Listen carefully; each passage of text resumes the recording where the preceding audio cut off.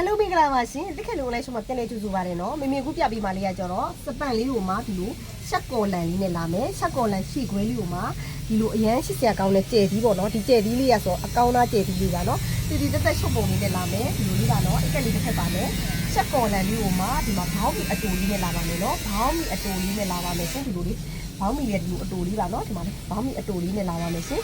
သူ့ရဲ့အသားချက်ကကြတော့နောက်ကတင်ဖုံးပါတယ်ရှင်တင်ဖုံးဒီဇိုင်းလေးနဲ့လာမယ်ဘောင်းမီလေးရကြတော့အရက်ရှိရင်သူကဒူးထက်ကလေးရောက်ပါမယ်နော်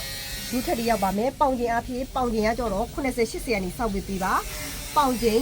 130ထိရမယ်စိုက်လေးဖြစ်ပါတယ်ရှင်ပေါင်ကျင်130ထိရမယ်စိုက်လေးပါကာလာလိုင်းလေးက9ရောင်လိုင်းလာပါမယ်နော်9ရောင်လိုင်းလာပါမယ်ဒီမှာအနက်ကလေးရ100အရင်လာရှင်အနက်ကလေးပါနော်ဒီမှာလေးအနက်ကလေးရ100ဒီမှာလေးနော်ဒါလေးဆို2ရောင်ဒါလေးနဲ့ဆို3ရောင်ဒါလေးနဲ့ဆို4ရောင်ဒါလေးနဲ့ဆို9ရောင်ပါရှင်ဒီလိုကာလာလိုင်းလေး9ရောင်လိုင်းလာပါမယ်သူကကြတော့9ရောင်လိုင်း9တဲ့တွေယူပေးပါတစုံကို9900လေးနဲ့ပဲယူသွားပေးပါရှင်ကာလာလိုင်းလေး3ရောင်3တယ်ပေါ့နော်ခုရှင်နေသူများတွေ့ကကြတော့မေမေကတစ်ထည့်ကို1,500လေးနဲ့ပဲယူသွားပေးပါနော်3ဆောင်ကစယူပေးပါရှင်တစုံကို1,500ပါရှင်ဒီမှာကာလာလိုင်းလေးအရင်လှပါတယ်နော်ဒီမှာလေး